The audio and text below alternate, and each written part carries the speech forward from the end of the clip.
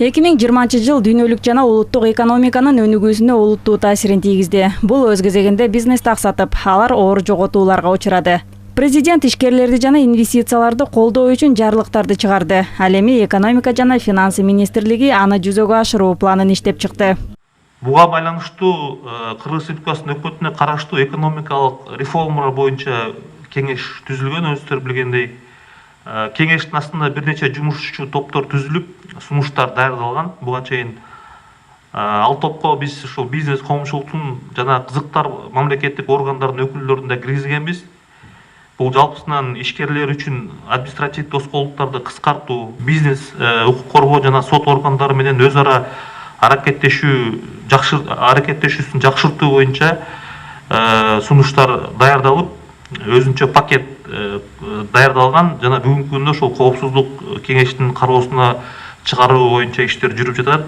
Эл аралык ишкерлер кеңешинин аткаруучу директору Аскар Сыдыков бизнес менен мамлекеттин ортосундагы тоскоолдуктарды жана боштуктарды кантип жоюуга болот деген суроого өзүнүн сунуштарын ортого салды.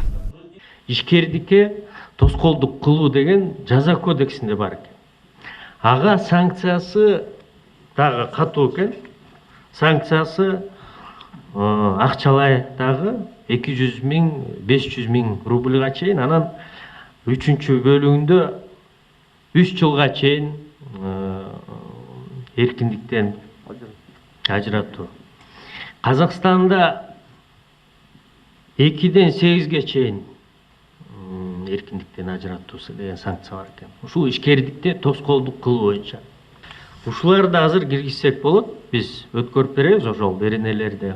Бул багытта башкы прокуратурага бизнести коргоодо мыйзамдын так аткарылышына көзөмөлдү күчөтүү тапшырылды. Анда текшерүү органдарынын негизсиз кийлигишүүсүнө бөгөт коюлат. Тоскоол жараткандар жана укук бузгандар жоопко тартылат. Ошондой эле бир айдын ичинде арыздарды кабыл алуу үчүн ишеним телефонун түзүүгө милдеттендирилди. Президенттин аппаратына жана Совет Безопасностька берип туруп, биз ал жерде өзүбүздүн сунушту бергенбиз. Жана ошондой эле башкы прокуратурада жана жергиликтүү прокуратураларда телефондор түзүлгөн, күнү түнү ишкерлерден келип түшкөн арыздардын кароо боюнча. Телефон иштеп баштагандан баштап 56 чалуулар келип түшкөн. Алардын ичинен чындыгын айтканда 8 эле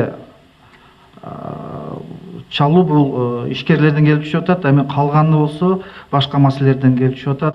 Мындан тышкары бардык министрликтерге ишкердик мыйзамдарын инвентаризациядан өткөрүү тапшырылды. Бул тууралуу президенттин аппаратынын стратегиялык өнүгүү саясаты экономика жана каржы бөлүмүнүн башчысы Искандер Гайыпкулов билдирди. 10 апрелге чейин мыйзам долбоорлорду даярдоо керек. Эгерде бул аткарылбаса, анда президентке талаптардын аткарылбагандыгы тууралуу маалымат берилерин эскертти.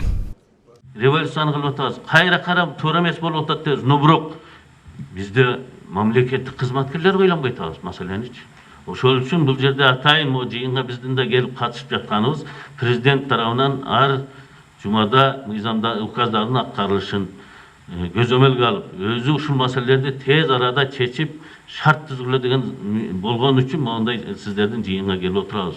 Бүгүнкү күндө министрлериңиздерге жеткирип, өзүңүздөр ушул маселени көрүп эткен кишилер келдиңиздер, өзүңүздөр аракетти кылып, өзүңүздөрдөгү болгон мыйзамдардын баарыны инвентаризация кылышыңыздар керек.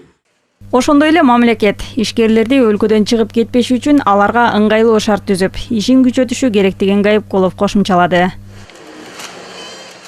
Айнура Жанышева, Бекзат Машрапов, ЛТР Бишкек.